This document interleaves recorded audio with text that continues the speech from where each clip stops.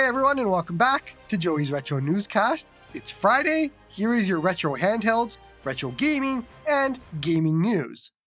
Gamma, after doing nothing for an entire year, decided that during Christmas time, he would release 100 updates to different devices.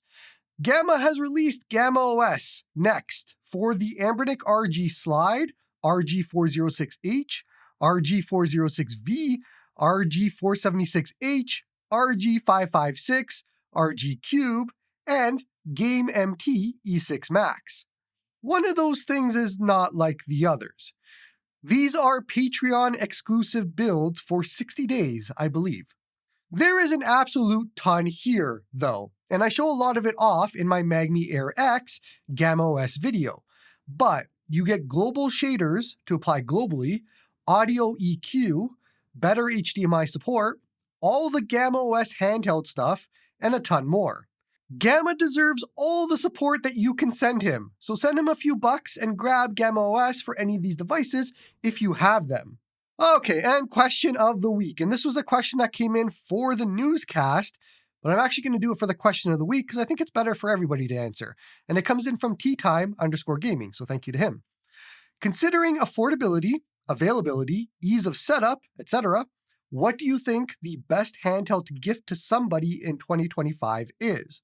Let's assume that since it's a gift, it is going to somebody who lacks the awareness or know-how to set something up themselves 100%. So I actually had to answer this question myself a few months ago to a friend who reached out because they found me randomly. It was an old high school friend who found me randomly because they were researching handhelds and they're like, "Is that Joey?" And I'm like, "Yeah, that's me." And so I helped him because he was going to buy or did buy an R36S. That didn't work out. And so I was helping him with what to buy. So my answer here, same suggestion I gave him, is the Anbernic RG35XX Pro or the Anbernic RG Cube XX.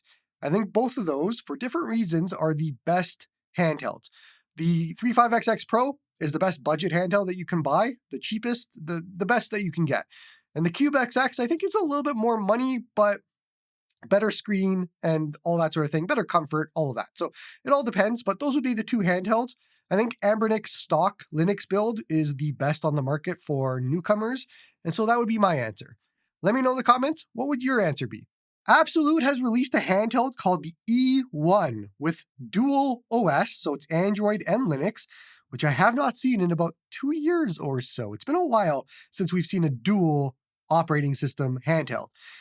And like 2 years ago, it has the RK3566 processor, which again, it's been a while, 2 gigabytes of RAM, SD card support, of course, analog joysticks, 3.5-inch 640 by 480 screen, 3000 milliamp hour battery, and the usual stuff.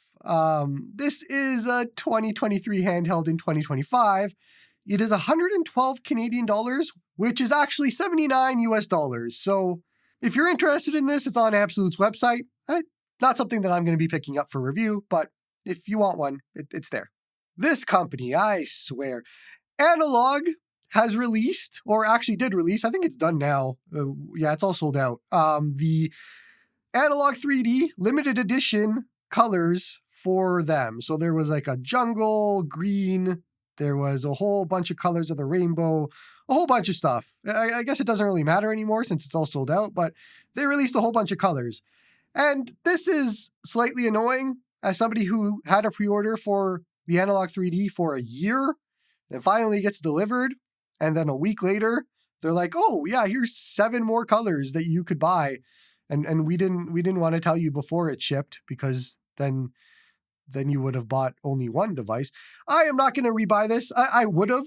The jungle green looks fantastic. And there was a bit of a part of me that was like, I should go and buy this and the controller and all of that. But I can't support this company like this anymore. I just can't. I have the Analogue 3D. I used it once already. And I haven't even done a video on it. It's fine. It's good. But yeah, I'm not playing this game again. I did it with the Analogue Pocket. I'm not going to do it again. AYANEO has teased their new upcoming phone called the Pocket Play that looks exactly like an Xperia Play would look in 2025. And I saw a lot of people excited about this, and I'm happy for them. I hope it works out. Although you should know that if you are in North America, that the bans for Chinese phones don't usually work for a lot of carriers. So you may want to do some research into the different bands that this phone is going to use, because my assumption, like every other Chinese phone, and something that phone reviewers have had to deal with for a long time now, is the band situation in North America. So while this does look cool, and absolutely not something I would ever buy because AYANEO, but even if it was good, the band situation is going to be something you want to pay attention to if you plan on using this as an actual phone. Mangmi has started to tease their new upcoming Pocket Max. And if you remember, we talked about this on the show months ago because I found that the Pocket Max was on Geekbench, so you were able to see what processor it uses. And it is the Snapdragon 865. That is the same processor that the Retro Pocket 5, Flip 2, and Mini use. Now, the assumption here is that Mangmi is going to price this a lot lower than those devices, because they're probably not going to have an OLED screen and all of that sort of thing. If this is $150 for a Snapdragon 865, that's something to get very excited for. So I am excited here. I like the Mangmi Air X a lot. It was one of the best handhelds of the year if you want to check out that video. But the Mangmi Pocket Max with a better processor should be very interesting. So we should hear more pretty soon, and I'll see if I can find out some more information about review units and all of that. We now have all of the specs for the Anbernic RG477V that is upcoming, and there's really no surprises here. So we have black or retro gray as the two colors, Dimensity 8300 processor as expected, Wi-Fi 6E, which I can't remember if the other 477s had 6E, but if not, that's cool, that's good. I mean, you're not going to be doing a lot of streaming on a 4x3 device, but hey, it's better, it's good. 8GB or 12GB RAM options, and so you have to wonder if they're going to cancel that 8GB RAM option again, like they did with the 477M. So if that's the one you want to get in there quickly before it gets canceled again. 5500 milliamp hour battery, which is nice. 4.7-inch screen, which is the 120 Hz 1280 by 960 screen, same that we've seen in the RG476H and 477M and all of that. Android 14, Bluetooth, all the other fun stuff. So yeah, my assumption here is pricing is still going to be in that low 200s, mid 200s, I can imagine. Probably very similar to the RG557 if I had to guess, but I guess we'll find out more whenever they want to release pricing for this.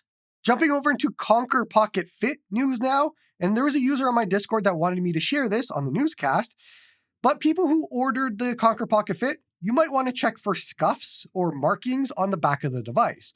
Apparently, there's been a few different users now that have had them, and there's weird little markings and scuffs on the back, and so you have to contact support if that is something that happened to you. I don't know much else, that's all I've been told. I'm just kind of forwarding off the information so all of you can be aware of this. In case you did order one, just double check it. I'm sure you will, but just double check it to make sure everything looks good. Okay, and so last night was the Game Awards, and I don't know if you guys watched it. I watched it. I'm so very happy that Expedition 33 basically swept. They won everything except for one. It was Player's Voice, and sound design. So they lost two. And then they won everything else, including Game of the Year. Spoilers if you haven't watched. Expedition 33 deserves all of the praise, deserves all of the awards, deserves everything. It is my favorite game of the year. It is one of my favorite experiences in gaming in the last, I don't even know how long it's been. And so when you see my game or year in gaming video come out in a week or so, you're going to notice that it's going to be at the top. So don't be surprised by that. Anyways, so game of the year last night. And so of course there was a lot of game announcements. So here are the ones that I was interested in. Pragmata looks very interesting. I saw this months ago at the Summer Games Fest, I think it was, or maybe it was last year's Game Awards. And it's basically, I don't know how to explain it. There's a girl that's on top of a mech suit guy, and it just looks pretty cool. Bradley the Badger, which looks like it's an Unreal Engine sort of, here's all the tools that we have in this to make games, and now you have to see it and can see it in a platformer. It looks really cool. It looks like one of those games that looks like a proof of concept that you expect never to come out, but I'm hoping it does, because it actually does look pretty cool. Star Wars Fate of the Old Republic looks interesting, I guess. There was no gameplay or anything like that. I don't know where this falls into the Star Wars lore of games. I am not a Star Wars person, but a lot of people seemed excited about this, and so I'll try it if it's pretty good. Divinity was teased, which Not sure what that means. It doesn't look like it's a Divinity 3. Maybe it's a sort of reboot of the Divinity franchise. I am not sure what it is. They showed off a non-gameplay trailer, but you can assume it is just Divinity gameplay, but better. So Baldur's Gate 3 fans should be eating well here. Order of the Sinking Star looked pretty cool, and I'm interested in that. I don't know. There's not a lot to talk about on that one yet, but it looks really interesting, so I'm interested there. Then we have Control Resonant, which is, I don't know if it's a sequel to Control or a spin-off to Control or whatever it is, but Control was good. I didn't love it like a lot of people did, but I thought it was good. I enjoyed it. So I am all for another Control, and this looks entirely different. Looks very different combat-wise, looks different for everything. So I'm interested in this. More Control? Sure, why not? Gang of Dragon looked pretty cool. I'm all for more Yakuza-type games, and I'm not sure if that's what this is. It is not made by the Yakuza developers that I know of, but it looks like that. You have this big, tough guy, and he's just beating people up. And it's like I don't even know, whatever style this is, but it was really cool. So Gang of Dragon is definitely on my list. Lego Batman is one of my most anticipated games. And I know a lot of people are going to be like, oh, it's just a Lego game. No, it's not a Lego game. You have to go and look at what is included in this game. They are basically doing all of the movies and all of the games in one game. Like they're going through this entire timeline of all of that. And the combat looks fun, the voice acting, the cinematics, all of it looks really cool. So yeah, Lego Batman, definitely top of my list. Then we had 2 different Tomb Raider games. The first one is Catalyst, and then we have Legacy of Atlantis. From what I understand, and I'm a little hazy on this one, Legacy Atlantis is a remaster or a re-envisioning of the first Tomb Raider, something like that. I'm probably getting a lot of things wrong here. I have only seen the Game Awards and then probably forgot a lot about it. But yeah, Tomb Raider, there's 2 games, Legacy of Atlantis and then Catalyst. And Legacy of Atlantis is 2026, Catalyst is 2027. Then we have the Returnal game, which is Returnal with a guy. It's called Saros. It looks like Returnal with a guy. I don't know what else to say. If you've played Returnal, you know what to expect here. It is more of that, just it's a guy now instead of a girl. That's it. We saw some more footage of 007, and I'm still weary about that game. I did pre-order it. I'm very excited because I love Hitman. And so, yeah, I would love to see 007 by the Hitman developers. But one thing that kept me wary is the performance of it. The last time they showed it off at like a direct of some sort, it was a little not performance-y. And so hopefully that game has done its optimizations to be ready for release, but I am still very excited for a 007 game. Then we have Ace Combat 8, which got announced and shown off. That looked pretty cool. I don't know. I have played very little of Ace Combat games. It's just not my style of game, not my thing. But it looked like they put a lot of effort into this one. So it looks pretty cool. If you like Ace Combat games, then Ace Combat 8 is probably right up your alley. Phantom Blade Zero got shown off, and this looks like Black Myth Wukong. Sort of. I mean, that's the feeling that I got. I don't know much about this game at all. This is my first time seeing it, but it looked interesting. I liked a lot about Black Myth Wukong. I still have not finished that game. I probably should. But if it is more of that, which it does look that way, and I like the art style, then sure, I'm in. I'll try it out. Last game of interest is Mega Man Dual Override. Yes, we are getting a 2D Mega Man all over again. And it looks pretty cool. I don't know. I am, again, not a Mega Man fan. I am not a big Mega Man fan. It's not something I love, but I will play the games, and so I'll try them out. This looked pretty cool. I like the art style. I liked everything about it. So yeah, new Mega Man game. And that's it. That was the Game Awards. So I really love the Game Awards every year. I'm a big fan of them. I'm a big fan of modern games. I played a lot of games, as you're going to see in my video next week for my year in gaming. Let me know in the comments what you thought about the Game Awards. Did it live up to your hype and expectations? There's not much they can do about the quality of announcements. That isn't something that they can do much about. However, the actual format of the Game Awards, what they do, how they handle the awards, all of that, I think they nailed it. I think they have the format down now. Last year and this year have been fantastic for that. And it's all that's differing is the quality of announcements. That's it. To end off on what they did, which was, I don't even remember the High Guard, some co-op shooter, paint by numbers, whatever. Whatever. But a lot of the announcements were pretty cool. Okay, as always, we end off with the Newscast Q&A, so you can send all your questions in to newscast@joeysretrohandhelds.com, or there's a Newscast channel on the Discord. First question comes in from teatime_gaming. Is it pronounced RetroArch or RetroArch? Okay, I have never ever looked this up. I've always wanted to. I've always been lazy. So because of this question, I did look it up. Apparently, either pronunciation is fine. But RetroArch was created or based on Arch Linux. So that makes more sense for RetroArch. But it doesn't matter. I say RetroArch. A lot of people say RetroArch. I don't think it matters. But to me, RetroArch makes more sense. So I'm going to go with that. Next question comes in from Kyle. What is the best way to shop for handhelds as a Canadian? There isn't anything special. So I've seen this a lot, and I think Canadians get confused by this. The manufacturer's website is usually the best way. So go to Anbernic.com, go to GoRetroid.com, whatever it is, AINTech.com for AYN, whatever it is. You go to the manufacturer's website, it's going to be in US dollars, do the conversion in your head, use a no Forex fee credit card, and buy it. That's it. AliExpress is and can be a good option, but we don't get any of the good sales that Americans and sometimes Europeans do. It's usually Americans. They'll get all these kinds of amazing sales. And you can change your currency to American. Sometimes it'll work, sometimes it won't. And sometimes there's a lot of sellers that just will not ship to Canada. You'll get that a lot. So that's why I don't know if AliExpress is the best option for Canadians. I don't think it is. I think just direct from the manufacturer's website is the best. And then AliExpress is kind of a secondary option if they have a sale, if you can find it cheap.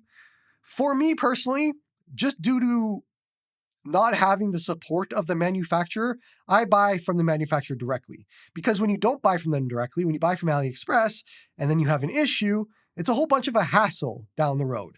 Whereas if you buy from the manufacturer directly, they are more likely to help you and not tell you that, oh, you didn't buy it from us, so we can't help you. That's why I just go direct from the manufacturer.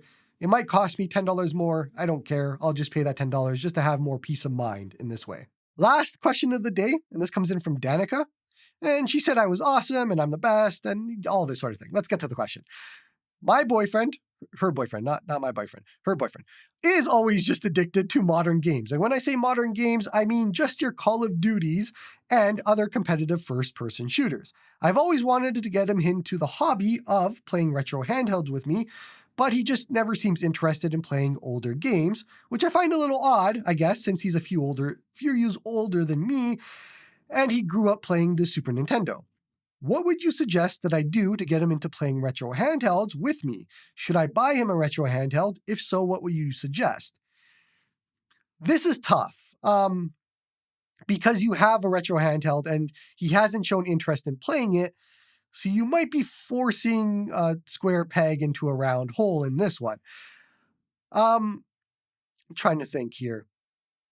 If he's shown zero interest in, like if you've put a handheld in front of him and said, hey, play Super Mario World, and he doesn't want to, I don't know how much you can do here, but a lot of the handhelds do play Call of Duty mobile. So if he likes Call of Duty, and maybe he just wants to play it on the couch while he's next to you, then maybe Call of Duty mobile on a handheld would be best. And in which case, you'd probably want one of the better handhelds, Odin 2 Portal, Retro Pocket 5, Retro Pocket 6, G2, all that sort of thing. Otherwise, I'm not sure. You could try with a cheaper handheld to see if he likes it, something portable, Miu Mini Plus, Trim UI Brick, something like that. But yeah, it's going to be a tough one. If you show no interest, maybe there's just no interest there. And so you can kind of enjoy your little hobby and he does Call of Duty, which I can see why you'd want to get him off of the Call of Duty train. But yeah, I don't know. Maybe start with something small or see if he has an interest in the Call of Duty mobile. That would be my two answers. That's all we have for the newscast. So appreciate you all for watching. And that's all for me, Brisbane, Australia.